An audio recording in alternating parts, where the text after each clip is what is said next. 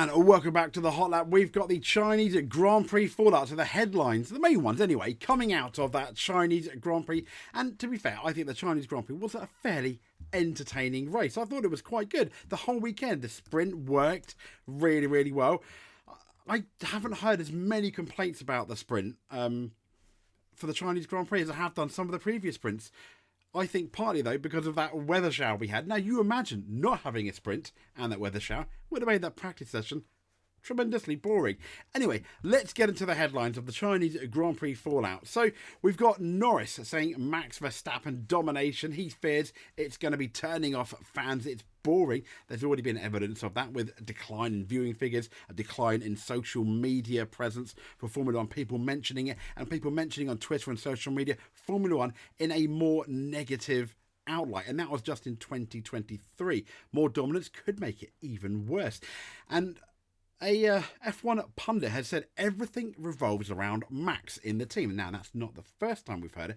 I'm pretty sure it's not going to be the last. But I guess when you are a 3-time, almost 4 times elect world champion, why not? We'll get into that as well. Last but not least, Mercedes on their future upgrades. After a, let's be fair, very lackluster, indeed, exclamation mark, lackluster, you heard it, Mercedes, Chinese Grand Prix. The highlight being Hamilton finishing second in the sprint, but that was because of his awesome qualifying and his awesome first corner. Nothing he could have done about Max Verstappen. He, I think, outperformed the car there. So Mercedes upgrades for the Chinese Grand Prix. So let's get into the Lando Norris fears boring Max Verstappen dominance could become a turn-off for Formula One fans. He believes it's obvious that Max is dominating Formula One, and he's suggesting that has a negative impact on fans, and yeah, it does. I mean, who remembers the Vettel domination? If you weren't a Mercedes fan, the Hamilton Mercedes domination. And before that, the Michael Schumacher domination, where they had enough of it in 2004. They completely changed the tyre rules in 2005, and we got that really interesting season where Fernando Alonso won. But anyway, Formula One, as we know, it introduced these ground effect rules in 2022 after an absolutely epic 2021 year, at least up until the last few laps of Abu Dhabi. Then the whole world's divided. But this era clearly triggered a Red Bull Verstappen rise to what is an absolutely unstoppable level. And McLaren driver Norris found himself in that chasing pack trying to unseat Verstappen for even a win. But while he's best of the rest in China, securing a P2 finish, Verstappen, let's be fair, he was never really under any threat. Now Norris and Verstappen are known to be friends of track. But when it comes to what's happening on it, Norris does not believe Verstappen's stranglehold on Formula One is healthy for the current fan base. He said it's frustrating for people watching, but it has always been like this. Norris is quoted by the Press Association. He said, "Now we are seeing more dominance than ever, so it's never going to be the best to watch. And the only exciting races are the ones where Max is not in." Now, doubling down on the idea that Verstappen's dominance turns off fans, he said, of course it's going to be. There's no way you can say it won't be. If you have the same driver winning every single time without a fight, of course it does start to become boring and obvious. You've got one of the best drivers in Formula One in one of the most dominant cars, and it's a combination that can be deadly. If Max wasn't there and you had 2 Sergio Perez's, that wouldn't be the case. There we go. So F1 is boring. I kind of agree with them really at the moment in terms of there's a lot happening behind Max Verstappen, which I think is really, really exciting. However, there's not that much happening. At the front, Max kind of gets pole or gets into the lead, and then he's in the lead, and then he wins, and then normally does the fastest lap. Anyway, moving on. Let's get into more Max Verstappen news, where apparently everything revolves around Max Verstappen. So Perez, as someone has suggested, we'll get into that. Someone cannot be blamed for failing to challenge Lando Norris for second in Shanghai. And second or third behind Max is fine. Apparently, also, Christian Horner came out and said, yeah, the safety car really stopped Sergio Perez from challenging Lando Norris. I think it was Perez's talent compared to Norris's talent, really. I think Norris really outdrove that McLaren. He did absolutely fantastic, driver of the race. But despite sitting in the fastest car on the grid, Perez, with his two-stop strategy was not able to fight back. And stopping for a second time when the safety car was deployed, let's say, for the Valtteri Bottas car. Yeah, that's another thing, isn't it?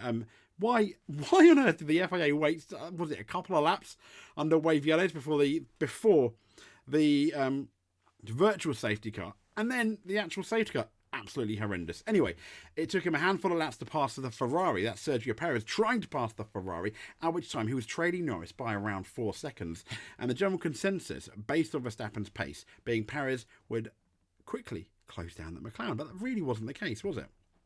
So he wasn't able to. Norris growing the gap to 6 seconds at the checkered flag. Now Alad Kalf,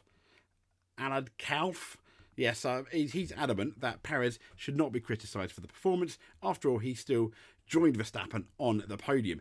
I don't think he can be really blamed for anything. Perez, the Dutch racing driver and commentator, told motorsport.com. He said, "This is what is right. He comes second or third, and that's fine in the end. But Max, he's just been there from the very first moment he's there. If he drives behind someone and he has to overtake, he immediately does so in a very assertive manner. It is most aggressive, but it is what I call assertive driving." Now, as you know, Perez's third place had Sky Sports' Ted Kravitz declaring everyone knows why Perez isn't able to match his teammate, and that's because the RB20 is designed to suit Verstappen.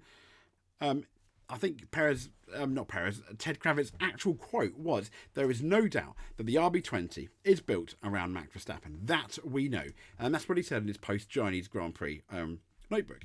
He said, "It's better this year for Checo Perez, arguably. Checo had a better start to the season, but the way this car is designed to be so much on the nose, the slightest steering wheel input, and it starts moving at the front, and it's so grippy at the front in the way Max loves."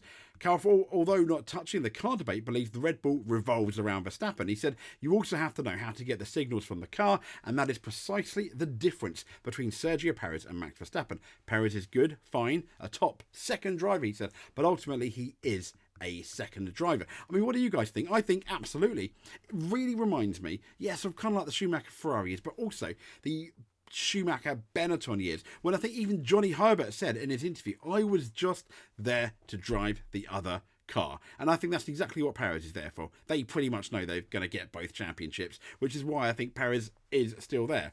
And as I keep saying, Perez is just there to drive the other car. Now, they don't want that car to do badly. They're going to do good, but their focus, understandably, is on their most talented driver, aka Max Verstappen.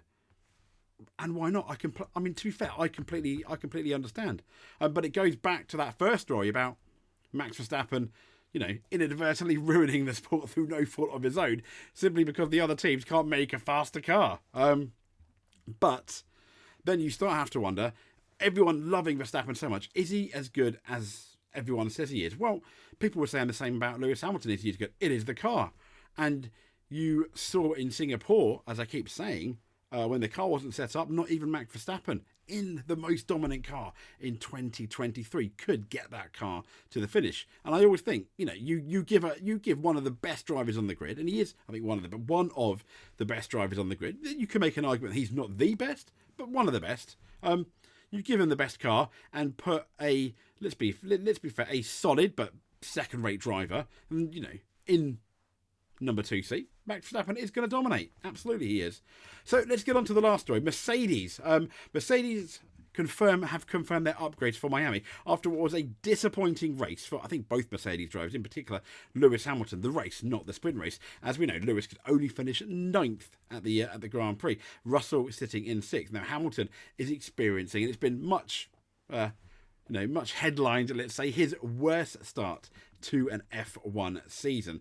So as you know, he recovered to 9th after starting 18th after that horrible Q1, and he was battling through the field. Hamilton voiced his frustrations on the radio about the pace of his vehicle. Now, at one point, the 7-time champion claimed he could not catch, he couldn't catch an Alpine. This is an Alpine. This is not a 22 Alpine or 21 Alpine.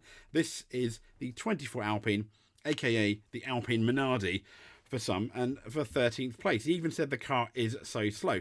And Toto Wolff said, "I think considering where we put the cars all together, drivers and team, was not a good position for today. Not good enough overall, he said. Toto carried on saying they were lacking pace. We've got to dig deep. We've got something for Miami that looks like a good step.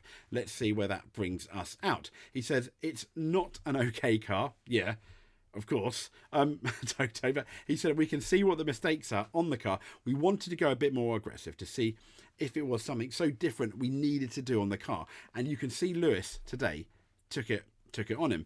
That was maybe a step too far with these extreme setups. Hopefully that's going to be the end of it. And Toto said the race car was not fast enough. You hear him saying the car doesn't turn, and this is what we can see in the data. It wasn't the right thing to do. Hey, to be fair, if you want to take one good point from it, at least they can see it in the data, and that's something they've not really been able to do of late. Anyway, I digress. So if you made it to the end, give us a like. That would be absolutely fantastic. Or subscribe. If you do one of them, you're an F1 champion. If you do both, I will bow down to you and say, yes, you are the equivalent of a multiple F1 champion for what it's worth. Comment below. Let us know what you think about the news stories. Do you think the Red Bull team completely revolves around Verstappen? And that is why Verstappen is so dominant. Anyway, we'll speak to you soon. Thank you very much.